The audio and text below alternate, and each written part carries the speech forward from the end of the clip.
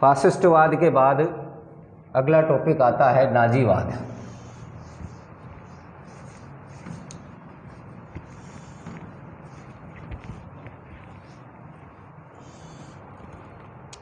नाजीवाद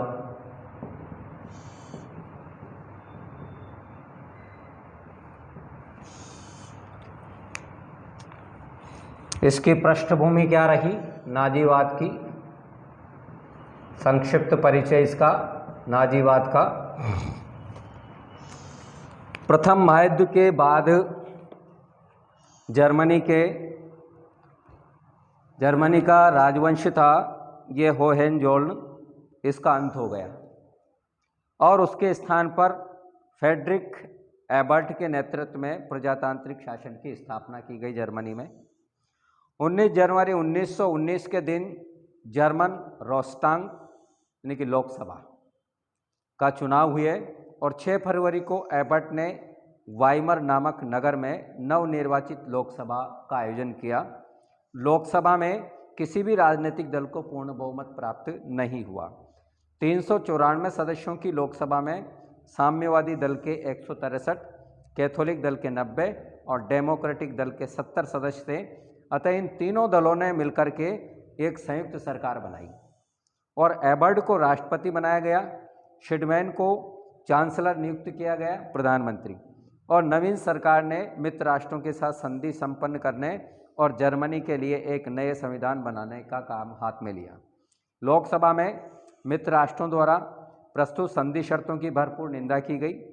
स्वयं शिडमैन शर्तों के पक्ष में नहीं था और उसने चांसलर पद से त्यागपत्र दे दिया।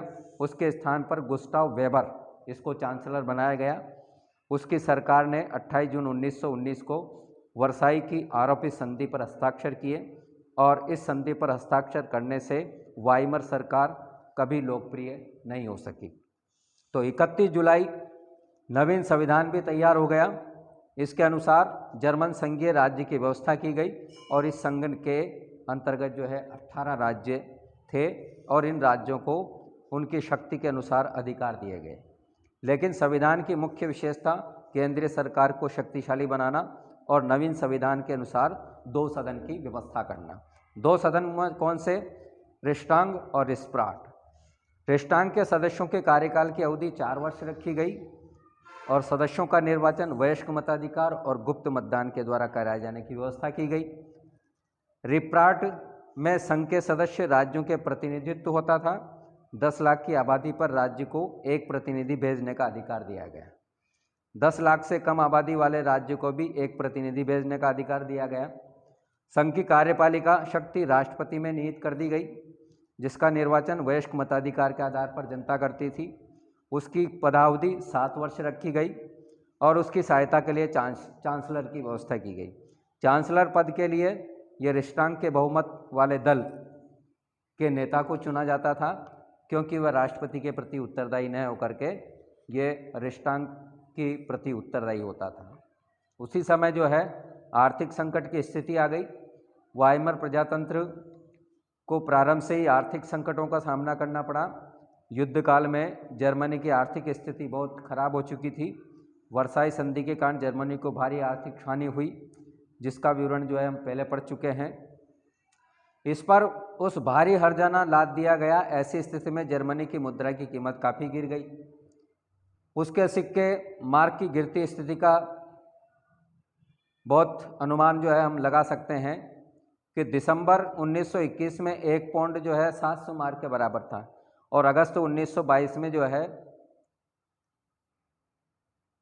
ये 1 पौंड 3000 मार्क के बराबर हो गया और दिसंबर 1922 में 1 पौंड जो है ये 34,000 मार्क के बराबर हो गया। तो जर्मनी ने अपनी शोचनीय आर्थिक स्थिति का हवाला देते हुए मित्र राष्ट्रों से 2 वर्षों का हर्जाना नहीं देने की प्रार्थना की। तो इंग्लैंड ने प्रस्ताव को स्वीकार कर लिया, लेकिन फ्रांस और बेल्जियम ने प्रस्ताव को स्वीकार नहीं किया।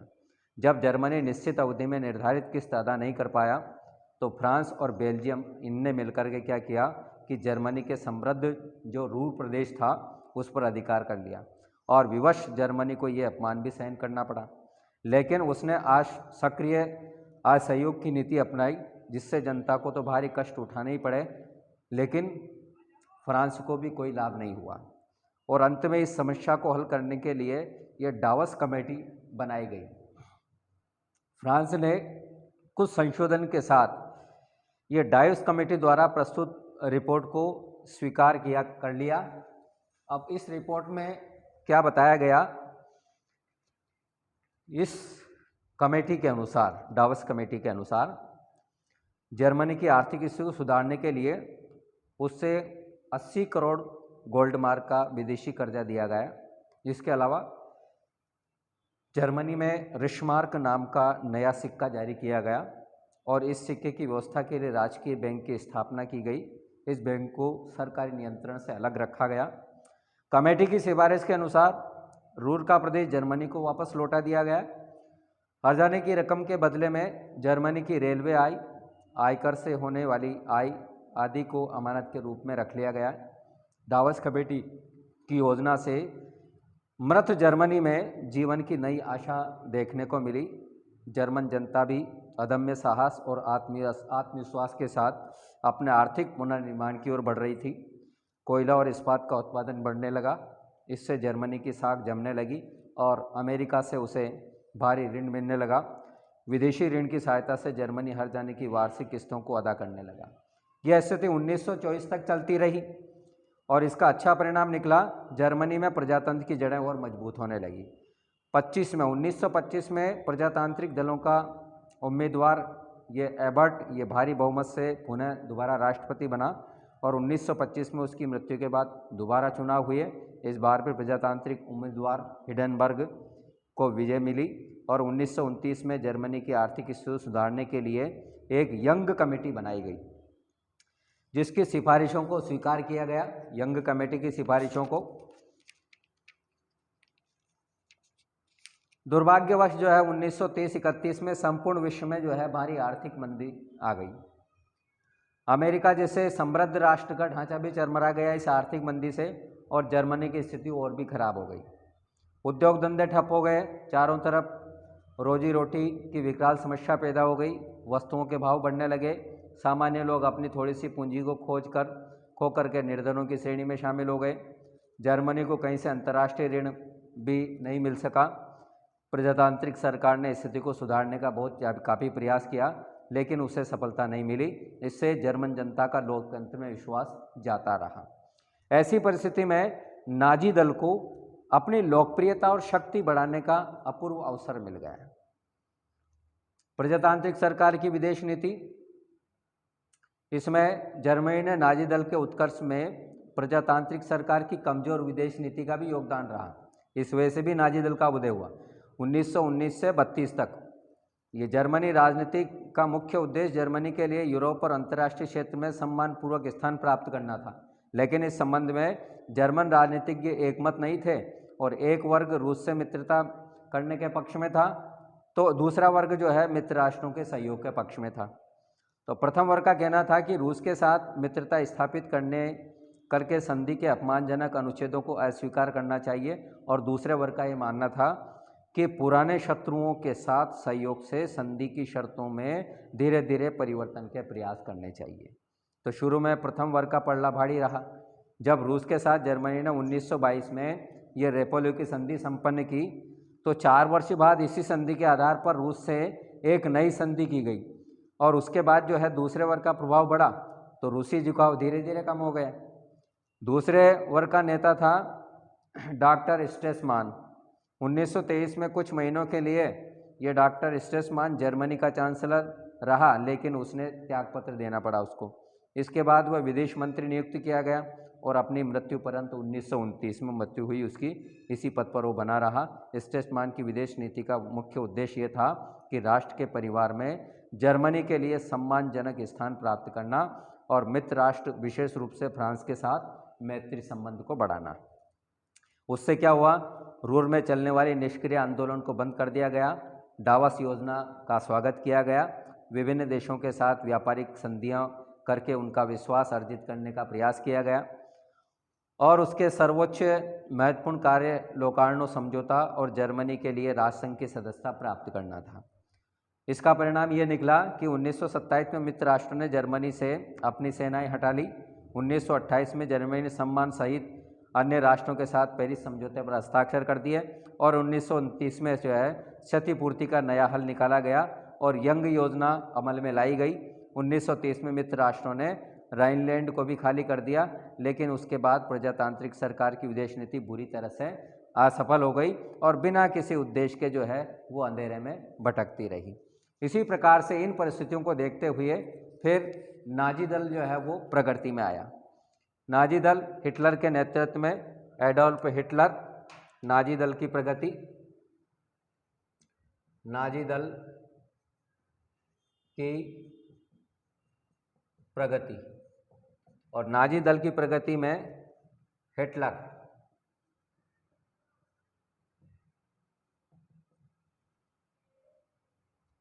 ये नाजी दल का मूल नाम राष्ट्रीय समाजवादी जर्मन मजदूर दल, नाजी दल का मूल नाम। अब इसका मूल नाम क्या था? नाजी दल का मूल नाम, और मूल नाम था इसका नाजी दल का राष्ट्रीय समाजवादी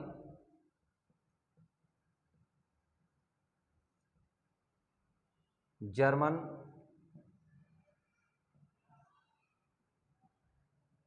मजदूर दल, यह इसका मूल नाम था, इसका नाजी दल का मूल नाम।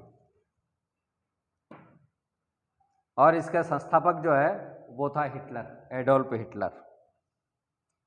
इसका जन्म ऑस्ट्रिया और बावेरिया की सीमा पर इन नदी के किनारे बोनी नामक गांव में एक मोची के घर हुआ था। हिटलर का जन्म तिथि इसकी 20 अप्रैल 1889। हिटलर का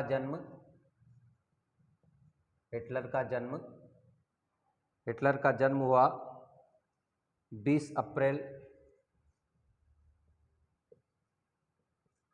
1889 और कहाँ पर? एक मोची के घर पर हुआ।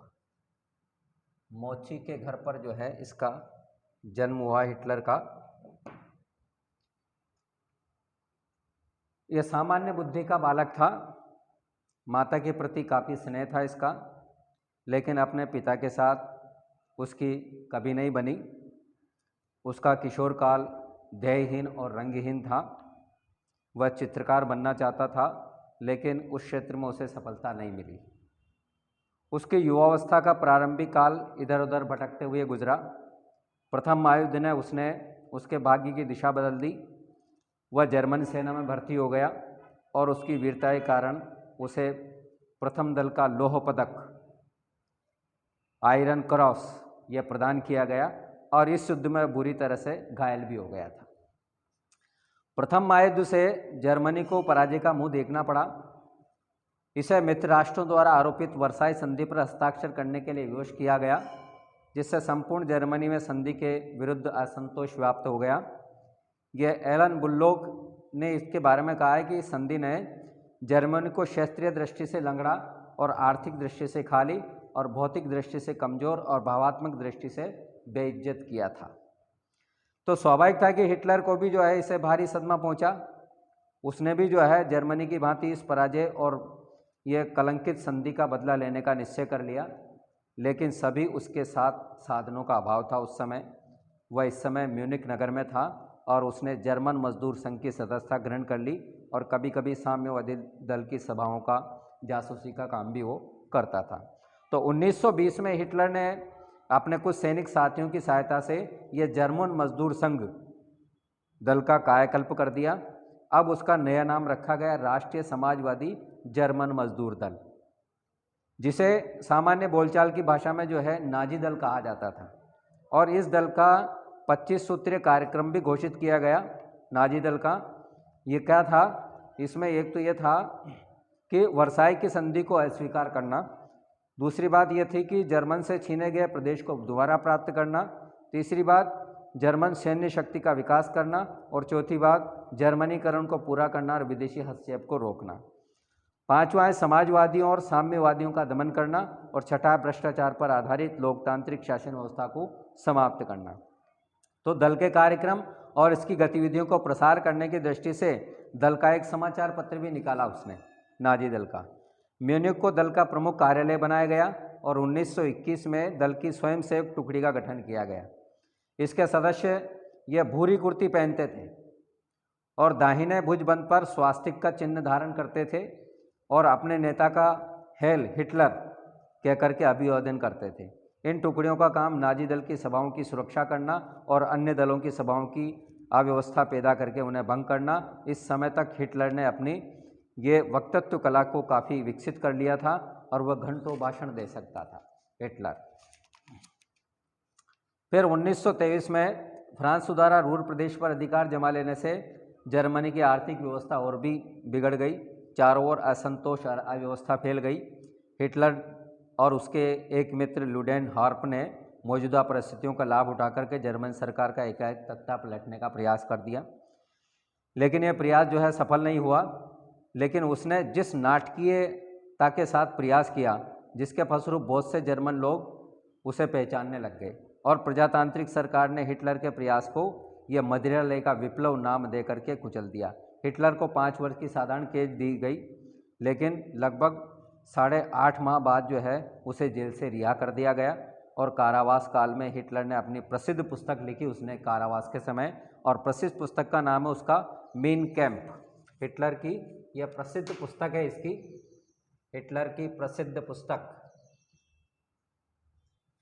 प्रसिद्ध पुस्तक जो उसने कारावास के दौरान लिखी उसका नाम है मीन कैंप,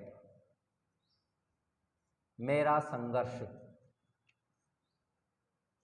मेरा संघर्ष।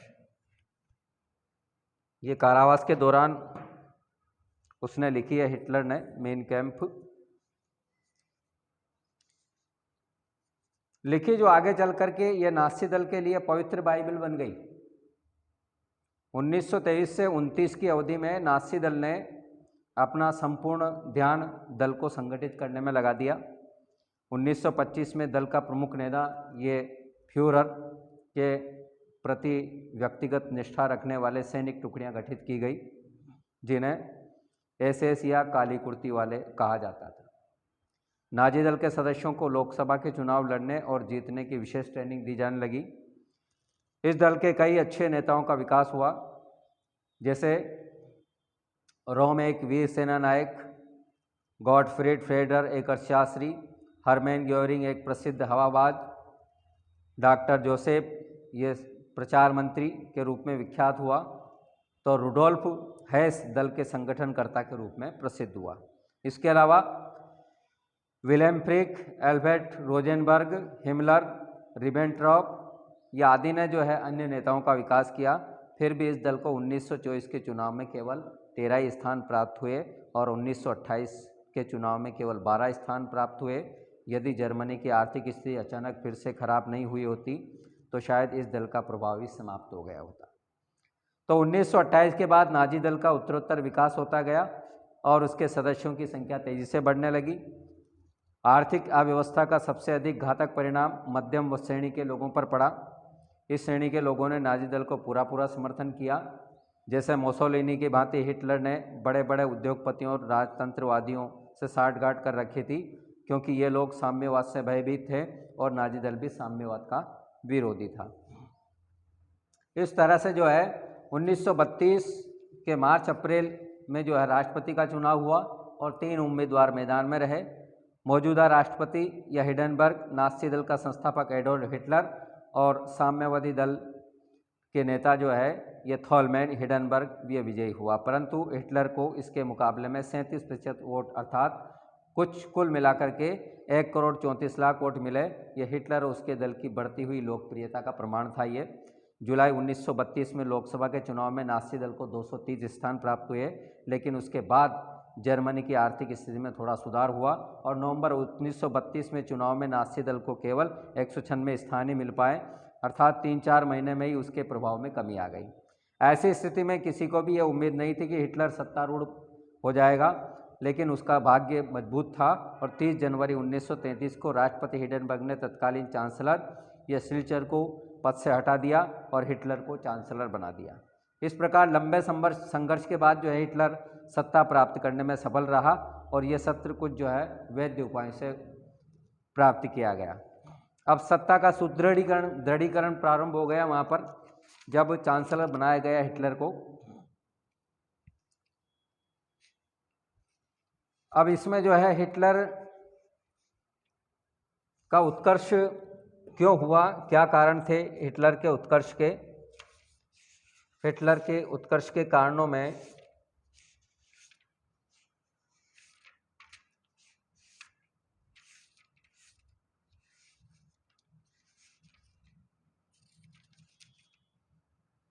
हिटलर के उत्कर्ष के कारण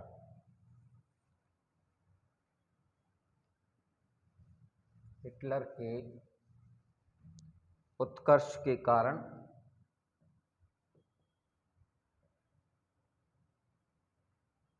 हिटलर के उत्कर्ष के कारण। अब कारणों में जो है एक तो इसका व्यक्तित्व, हिटलर का व्यक्तित्व, हिटलर का व्यक्तित्व एक प्रमुख कारण यह था कि असाधारण व्यक्तित्व का धनी था ये हिटलर, और उसने जो है जननायक होने के सभी गुण थे हिटलर में। मंझा हुआ राजनीतिज्ञ, प्रतिभावान, महान वक्ता और वीर सैनिक था ये। उसमें जो है परिस्थितियों के अनुसार राजनीतिक दावपेच और अनुकूल जो है दावपेचों के अनुकूल कार्यान्वित करने की अत्यधिक अद्भुत जो है योग्यता थी उसमें, और उसकी यह वक्तत्व शक्ति बेमिसाल थी। उसकी वाणी में एक विचित्र मोहनी शक्ति थी जो श्रोताओं को मंत्रमुग्ध कर देती थी। वर्साई की आरोपी संधि, ये भी महत्वपूर्ण कारण रहा। वर्साई की संधि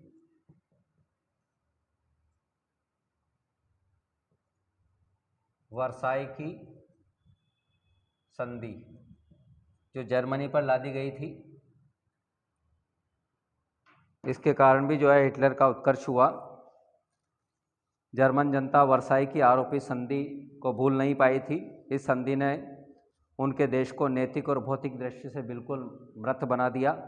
वर्साई की संधि के बाद की घटनाएं फ्रांस का सतत विरोधी रुख, रूर आधिपत्य, सार आधिपत्य, क्षतिपूर्ति की भारी रकम, जर्मनी का एकपक्षीय निशस्त्रीकरण, इसने जो है जर्मनी के क्रोध को भड़काने का काम किया और 1924 से 1929 के अस्थायी आर्थिक पुनरुत्थान के काल में असंतोष और प्रतिशोध के तत्व की पृष्ठभूमि की ओर धकेल दिया, लेकिन उसका अस्तित्व कायम रहा। 1930-31 में आर्थिक संकट के समय यह तत्व अपनी पूर्ण शक्ति के साथ धमके और एक बार पुनः जो है वर्साई की संधि के प्रति विद्यमान आक्रोश लोगों में फूट पड़ा और नाज़ी दल ने वर्साई का अंत हो इस प्रकार का नारा लगाना शुरू कर दिया। फिर उसके बाद आर्थिक संकट की स्थिति आ गई। आर्थिक संकट संपूर्ण यूरोप में 1929 से 33 तक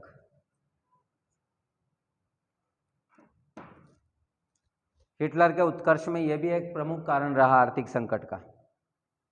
इसके परिणाम स्वरूप क्या हुआ, जर्मनी की आर्थिक स्थिति और भी ज़्यादा खराब हो गई। किसान ऋणभार में दबे पड़े थे, उद्योगपति साम्यवाद से भयभीत थे और छोटे छोटे व्यापारी बड़े स्टोर्स के कारण दुखी थे। बेकारी की संख्या 60 लाख तक पहुंच गई थी। हिटलर और उसके नाज़ी दल ने घोषित किया कि हमें प्रत्येक आर्थिक समस्या का समाधान कर सकते हैं, और उनके इस प्रकार के आश्वासनों से समाज के प्रत्येक वर्ग की सहानुभूति उसे प्राप्त हुई। विद्वानों का ये मानना था कि यदि जर्मनी में इस प्रकार का संकट नहीं आता तो हिटलर और उसकी पार्टी का कभी भी इतना उत्कर्ष नहीं होता।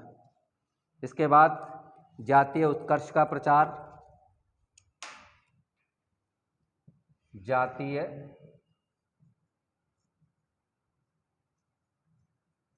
उत्कर्ष का प्रचार। भाई नाज़ी दल के उत्कर्ष का एक कारण जर्मन जनता में उग्र राष्ट्रीयकरण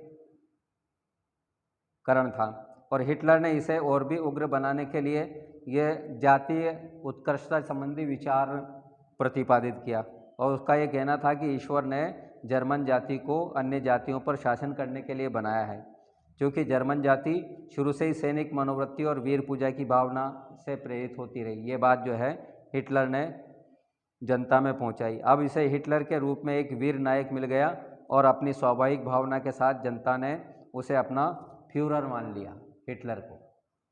प्रजातांत्रिक शासन व्यवस्था, ये भी महत्वपूर्ण उत्तरदायी रही। प्रजातांत्रिक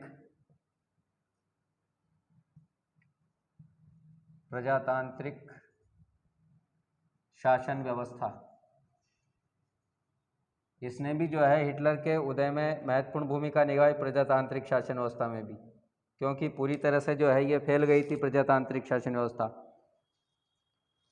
हिटलर और नाज़ी दल, इसके उत्कर्ष का एक कारण जर्मन जनता में प्रजातांत्रिक लोकसभात्मक शासन पद्धति के विरुद्ध जो है अरुचि पैदा हो गई थी। बहुत से जर्मन संसदात्मक शासन प्रणाली जिस ढंग से कार्य कर रही थी उससे जो है जनता ऊब चुकी थी, घबरा गई थी, काफ़ी परेशान हो गई थी, क्योंकि उन्हें वह दिन याद थे जबकि लोकसभा में अनुशासन व्यवस्था की दृढ़ व्यवस्था थी और वाद विवाद तथा ये फजीतियों के वातावरण नहीं था। तत्कालीन जर्मन राजनीतिक केवल थोते वचन और प्रतिज्ञाएं करते रहते थे, उससे सामान्य जनता को भारी आघात पहुंचता था।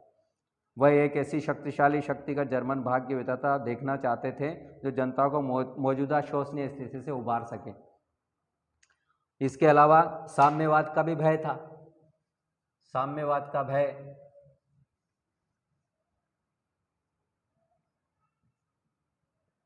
साम्यवाद का भय, इससे भी जो है नाजी दल का उदय हुआ। 1917 में रूस में साम्यवाद का जो अभूतपूर्व सफलता मिली साम्यवाद को, तो उसका प्रभाव जो है यूरोप के अन्य देशों पर भी पड़ा और जर्मनी में यह प्रभाव अधिक रहा। नवंबर 1932 के चुनाव में साम्यवादी दल को 100 स्थान मिले। तो साम्यवादियों की सफलता ने यह नाज़ी दल के भाग्योदय का मार्ग प्रशस्त कर दिया। जो लोग एक शक्तिशाली व्यक्ति को जर्मन का भाग्य विधाता देखना पसंद करते थे तो नाज़ी दल के अनुयायी बन चुके ही थे, लेकिन साम्यवादी भय ने उद्योगपतियों और पूंजीपतियों को भी नाज़ी दल का समर्थन करना पड़ा और हिटलर ने, सामान्य जनता ने भी जो है साम्यवाद का जो है यह हवा खड़ा कर दिया था। जब रिस्टांग भवन को जलाने का दोष साम्यवादियों के मत्थे मढ़ाया गया तो लोग यह अनुभव करने लगे कि इनको दबाने के लिए नाज़ी दल को समर्थन देना आवश्यक है। इसके अलावा मनोवैज्ञानिक कारण भी रहे। मनोवैज्ञानिक कारण नाज़ी दल के उदय के, भाई नाज़ी दल के उत्कर्ष का एक मनोवैज्ञानिक कारण था। ऐसा प्रतीत होता था कि प्रजातंत्र अधिकांश जर्मनी की रुचि के प्रति अपेक्षित ध्यान देने में अनुच्छुक है या असमर्थ है, तो साम्राज्यवादी जर्मनी के महान पुरुष और उनके आदर्शों की हत्या करने वाले प्रयत्नों के साथ प्रजातांत्रिक सरकार की सहिष्णु नीति और साम्राज्यवादी ध्वज को जो है तत्परता के साथ त्यागने और सोवियत रूस के साथ मैत्री गठबंधन, इन सब कार्यों में जो है जर्मन जनता को प्रजातांत्रिक से विमुख कर दिया। साम्यवादी तत्व नवयुवक, आदर्श किसान, सैनिक जिन्हें जो है मौजूदा राजनीतिज्ञों से घृणा थी, इन्होंने असंतोष को और अधिक फैलाने में सहयोग दिया और नाज़ी दल और हिटलर ने इस असंतोष का फ़ायदा उठाया और इसका लाभ उठाने का पूरा प्रयास किया। हिटलर एक कुशल मनोवैज्ञानिक था, उसने संघर्ष संगठन करने की अपूर्ण क्षमता थी, तो उससे असंतुष्ट लोगों के मन की बात जानने की क्षमता थी, तो उसने जो है असंतुष्ट लोगों को अपनी तरफ करने का प्रयास कर लिया। इसके अलावा हिटलर की गृह नीति, ये तो थे उसके उदय के कारण। अब उसके बाद है हिटलर की गृह नीति। हिटलर की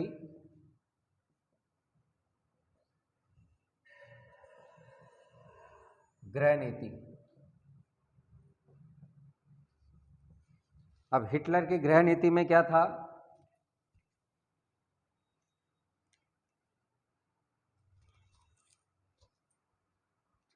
विरोधियों का सफाया, गृह नीति में था उसका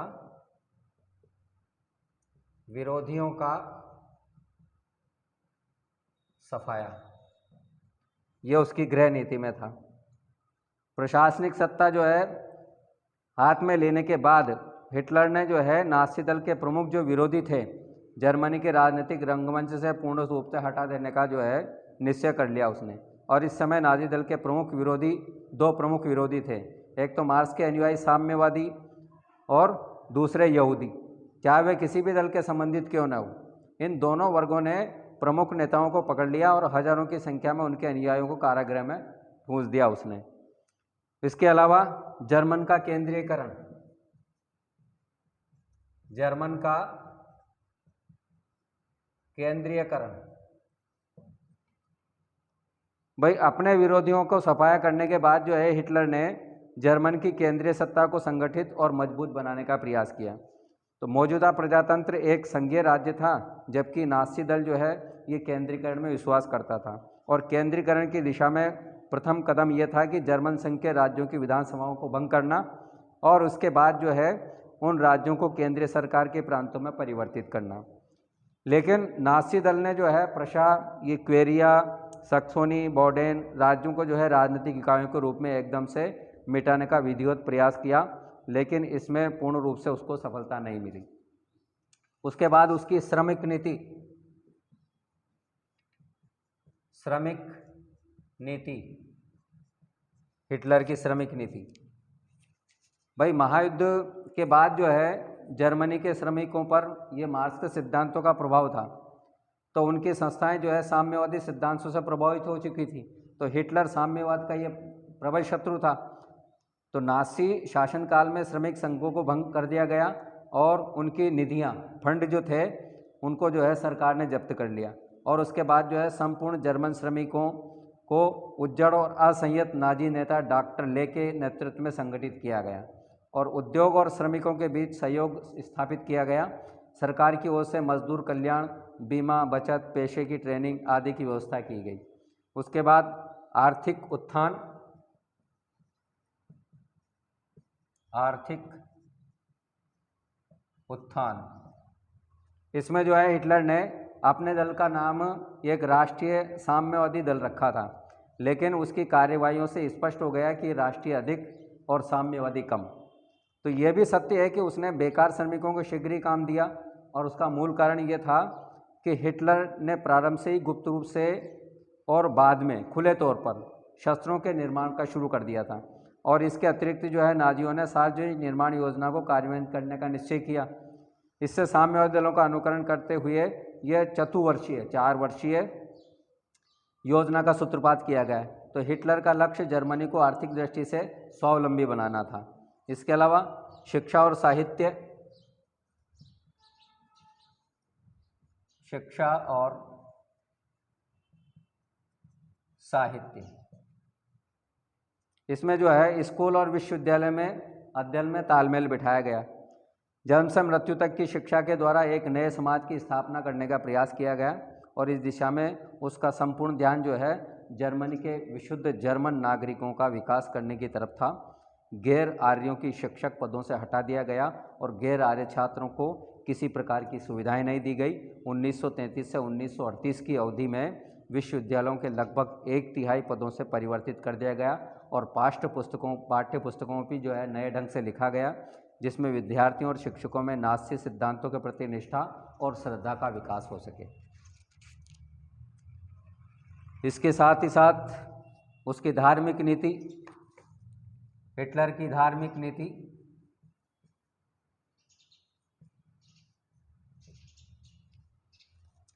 भाई नाज़ी दल ने जब धार्मिक क्षेत्र से भी अपने समष्टिवाद के सिद्धांत को लागू करने का प्रयास किया तो भेदभाव और पृथकता के वातावरण ने उसे यह काम काफ़ी जटिल लगा।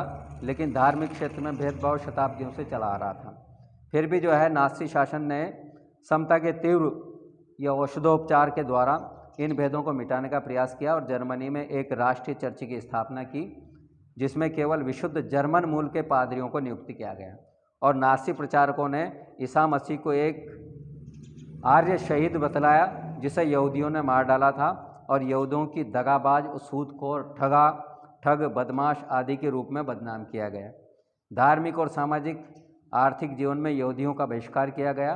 प्रशासनिक सेवाओं से भी सभी यहूदियों को हटा लिया गया और अपने जर्मनी से बाहर खदेड़ने की योजनाबद्ध तरीका अपनाया उसने और द्वितीय महायुद्ध के समय लाखों यहूदियों को जो है मौत के घाट उतार दिया उसने। उसके बाद इसकी विदेश नीति हिटलर की ये तो थी गृह नीति। उसके बाद इसकी